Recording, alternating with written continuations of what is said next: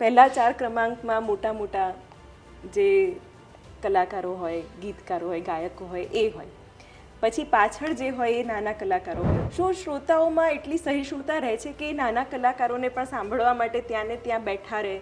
દાખલા કે હું હોઉં છું તો હું કોઈ નાના કલાકાર કહેતો જ નથી, પણ કહેવાનો મતલબ કે એ કલાકારો હોય કોઈ તો 2-3 કલાકારો હોય તો મેં કોઈ દિવસ પહેલાં રાઉન્ડ લેવાનું વિચાર્યું જ નથી. હું એની પાછળથી જ છેલ્લે બેસતો હોઉં છું.